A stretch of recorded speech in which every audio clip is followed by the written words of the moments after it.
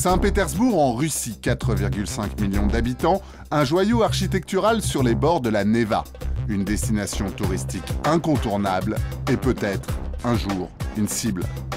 Ici comme ailleurs, la hantise des autorités, ce sont les attentats terroristes.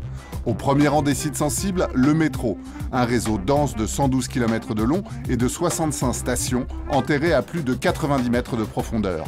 Un métro unique, mais aussi un site potentiellement menacé.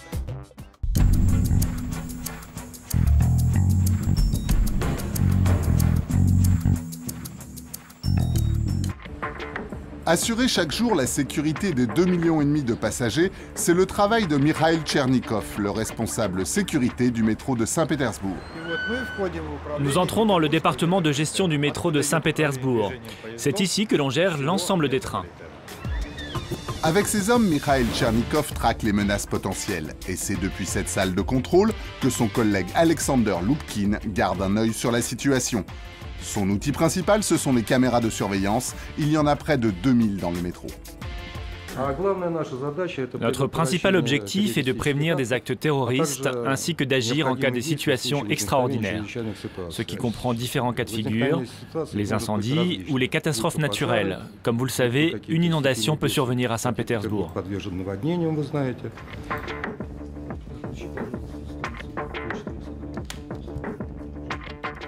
Tu peux regarder la station Alexander Nevsky? L'allée centrale? Oui, l'allée centrale, on va regarder. Le trafic de passagers est normal, tout va bien. En parallèle, des agents sur le terrain communiquent avec la salle de contrôle au moindre soupçon. Si l'inspecteur voit quelque chose de suspect, il nous prévient immédiatement et dans la seconde, nous pouvons pointer la caméra vers le danger en question. Et si ces hommes sont si méticuleux dans la surveillance, c'est qu'ils ne peuvent pas oublier certaines images. Moscou, aéroport international Domodedovo, le 24 janvier 2011. Il est 16h30 et les passagers se pressent devant les tapis pour récupérer leurs bagages sous le regard des caméras de surveillance. Soudain, un flash. Un kamikaze vient de déclencher les 7 kilos de TNT de sa ceinture d'explosifs. Bilan, 35 morts et plus de 100 blessés. En Russie comme dans les pays de l'OTAN, l'émotion est vive. Je suis choqué par l'attaque terroriste à l'aéroport le plus fréquenté de Moscou. Je condamne fermement cet acte horrible et je présente mes condoléances aux familles de ceux qui sont morts ou qui ont été blessés, ainsi qu'au peuple russe. Nous devons faire face à la même menace terroriste et nous devons lutter contre ensemble. C'est la raison pour laquelle la Russie et l'OTAN devraient renforcer leur coopération dans la lutte contre le terrorisme.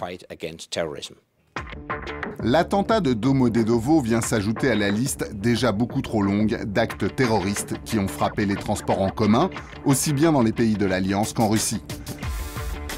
Madrid en 2004, Londres en 2005, Moscou par 2 fois tout d'abord son métro, puis son aéroport, Ankara en 2011. Pour Jean-François Daguzan, expert des questions de terrorisme, les transports en commun constituent une cible naturelle, terriblement difficile à protéger. Plus nous sommes rentrés dans les sociétés technologiques, plus les moyens technologiques, notamment de transport, sont devenus des cibles à partir desquelles les terroristes souhaitent nous imposer leur volonté. Et donc il s'agit de faire en sorte de les protéger du mieux possible. En revanche, ce qui pose effectivement un véritable problème en matière d'attentats suicide pris globalement, c'est bien entendu le fait d'arrêter quelqu'un qui a décidé de se donner la mort également. Contrer la menace terroriste, c'est l'une des priorités définies dès la création du Conseil OTAN-Russie en 2002. Une volonté réaffirmée en 2010 à l'occasion du sommet de Lisbonne et qui s'incarne dans le renforcement de la coopération scientifique dans le domaine civil. Principal objectif, concevoir un outil innovant de détection à distance des explosifs dans les lieux publics. Nom de code Standex. Le dispositif est conçu et développé conjointement dans le cadre du Conseil OTAN-Russie par un consortium de laboratoires et d'entreprises françaises, allemandes, italiennes, néerlandaises et russes. Quant au financement, il est assuré par tous les pays membres de l'OTAN via le programme pour la science au service de la paix et de la sécurité et par des contributions nationales des gouvernements français, américains, turcs et russes.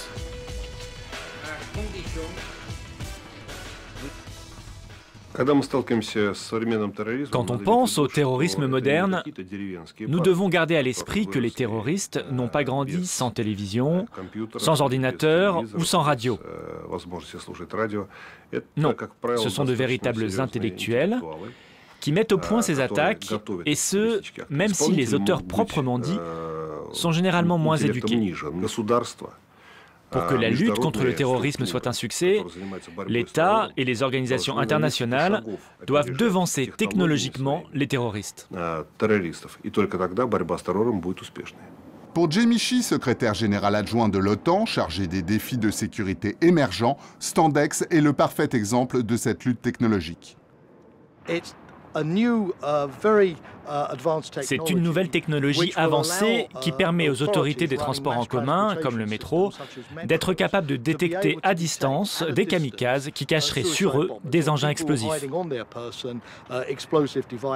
Et cette technologie sera capable de le faire avec près de 100% de réussite, tout en empêchant les gênes, les perturbations ou les erreurs, et cela permettra de détecter les terroristes et de les appréhender avant qu'ils ne pénètrent à l'intérieur de cet espace public. Standex est un facteur clé de la coopération entre l'OTAN et la Russie en ce moment, précisément parce que c'est un effet bénéfique et immédiat, non seulement pour les gouvernements, mais aussi pour toute la population. En attendant l'aboutissement de ce nouveau programme, la sécurité a été renforcée sur le terrain depuis l'attentat de l'aéroport de Moscou, notamment avec des portiques de sécurité installés dans certaines stations. Bagages suspects, sacs abandonnés, les contrôles se multiplient.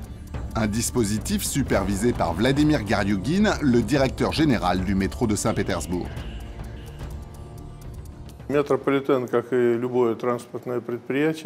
La sécurité des passagers est pour nous la priorité.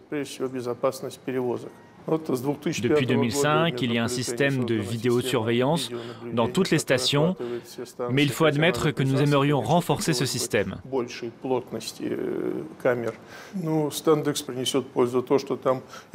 Standex va amener une technologie moderne, non traditionnelle, qui sera efficace dans des sites, avec un nombre important de passagers.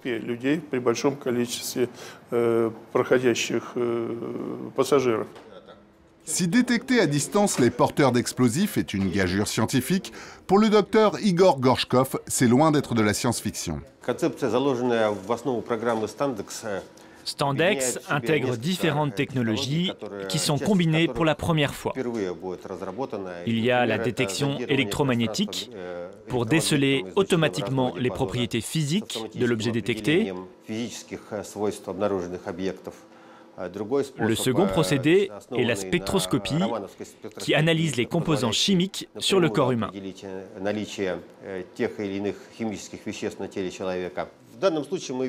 Voici une démonstration du programme. Par exemple, ici, on voit un terroriste potentiel qui s'approche de la zone de détection. On voit un carré rouge sur l'écran qui nous indique qu'il porte sous sa veste un objet qui serait de la matière explosive. À terme, Standex pourrait équiper tous les lieux sensibles. En attendant sa finalisation, une zone test avec un scanner corporel a déjà été mise en place à la station de Ladovskaya. Marina Mikhailova en est l'officier responsable. Voilà notre scanner corporel. C'est ici que nous plaçons quelqu'un qui nous paraît suspect pour vérifier s'il a une ceinture d'explosifs, un couteau ou une arme. Ici, on voit absolument tout. Là, nous voyons, il vient d'entrer. Oui, tout est là. Vous voyez l'image plus détaillée? Alors, qu'est-ce que nous voyons ici? Les clés, les pièces de monnaie, des rivets, une montre. Tout se voit en négatif. On peut tout voir.